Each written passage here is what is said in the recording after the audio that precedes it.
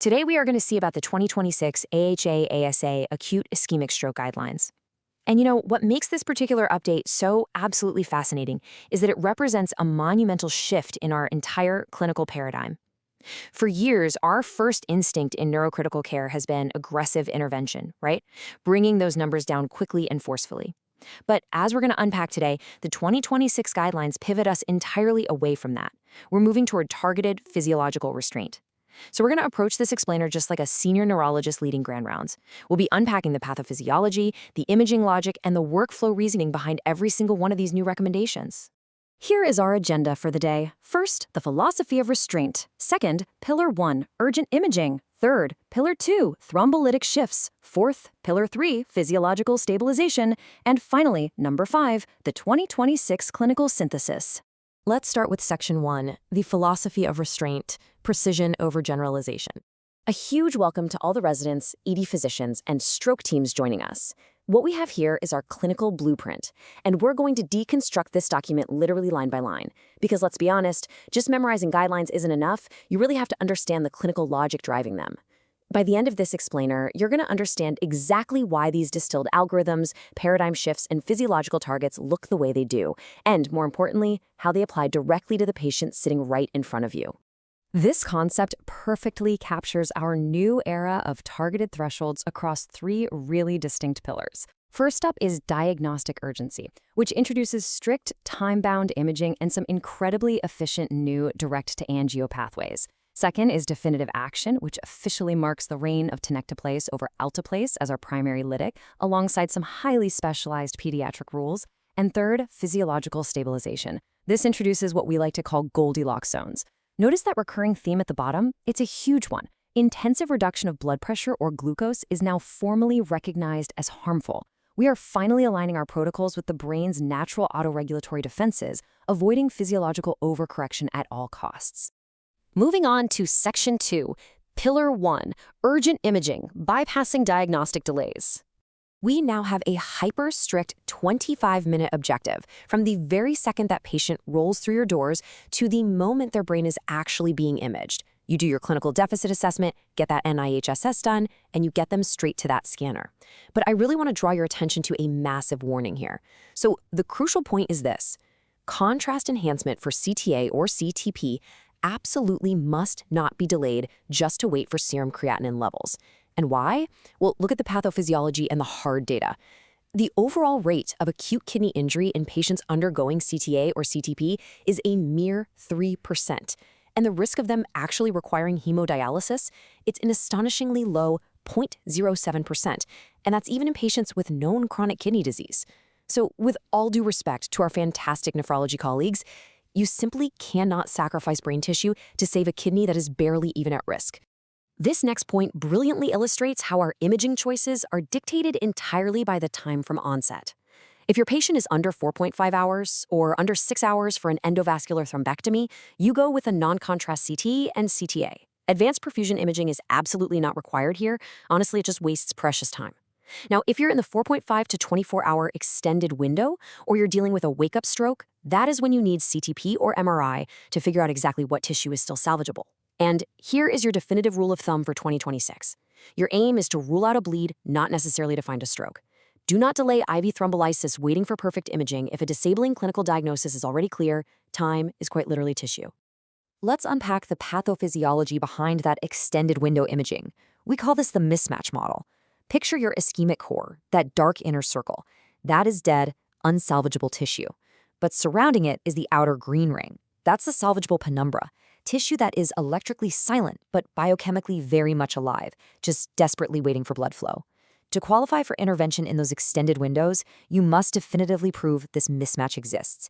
You can use an MRI looking for a DWI to flare mismatch, meaning the stroke shows up on diffusion-weighted imaging but hasn't yet caused edema visible on flare, which proves it's fresh. Or you use automated CTP software. And note this, visual estimation of perfusion scans, completely unacceptable in 2026. The software definitively calculates the core volume, and we are typically targeting a core of under 70 milliliters to proceed safely with an EVT. Now, let's slow down for just a second for a really critical caveat. The pediatric protocol in 2026 flips the adult baseline completely on its head. For kids, the primary imaging modality is an MRI and MRA of the cervical and intracranial vessels. The rationale here is deeply clinical. Kids frequently present with stroke mimics, things like complex migraines or Todd's paralysis right after a seizure. MRI is vastly superior for differentiating true arterial ischemic stroke from these mimics, and crucially, it avoids blasting a developing young brain with ionizing radiation. But listen to this warning. CT is only reasonable if an MRI is completely unavailable within that strict 25-minute window. And if you absolutely must use CT, pediatric-specific dose reduction strategies are non-negotiable. Let's see how this all builds into our pre-hospital workflow. Introducing the 2026 shortcut, Direct Triage to Angiography Suite, or DTS. Historically, right, an ambulance brings a patient to the ED, they get assessed, moved to a CT scanner, and then finally dragged over to the angio suite. But now, if a patient out in the field has a RACE score greater than 4, which heavily predicts a large vessel occlusion, the DTS workflow means you physically bypass the emergency department entirely. You take them straight to a flat panel head CT right there in the cath lab and move immediately into EVT. This Class 2B recommendation drastically cuts down those crucial door-to-groin puncture times. It's a total game changer. Section 3. Pillar 2. Thrombolytic shifts. The Tenecteplase. Okay, let's dive into this. The first hurdle we hit is the minor stroke dilemma. A patient comes in with an NIHSS score between 0 and 5. In the past, we might have hesitated to give thrombolytics, right? But 2026 gives us the disabling criteria checklist. If the stroke is non-disabling, IVIT is not recommended. But if it is disabling, it is a Class 1A strict recommendation to treat within 4.5 hours. So what actually counts as disabling? It's not just a low number on a scale. If the patient has hemianopia and can't see half their visual field, that's disabling. If they have severe, fragmented aphasia, hemiattention, or motor weakness that limits effort against gravity, that is disabling.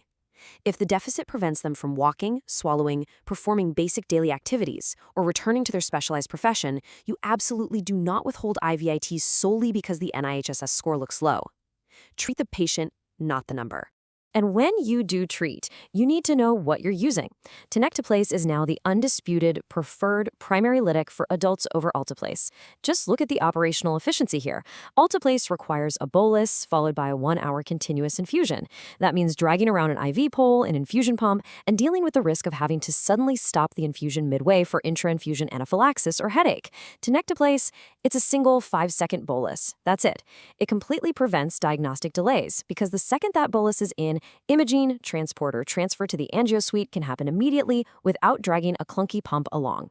The AHA dosing is 0.25 milligrams per kilogram. It's cleaner, it's faster, and operationally, it is vastly superior. But here is a firm, non-negotiable warning you must pay absolute attention to. Tenecteplase is strictly not approved for pediatric use. If the patient is under 28 days of age, no thrombolysis is recommended at all. For the 28 to 18-year demographic, thrombolysis is permitted for confirmed disabling strokes within 4.5 hours, but Alteplase remains the sole approved agent.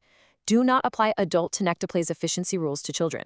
The safety and efficacy data for TNK in the pediatric population simply does not exist yet to support a change away from Alteplase.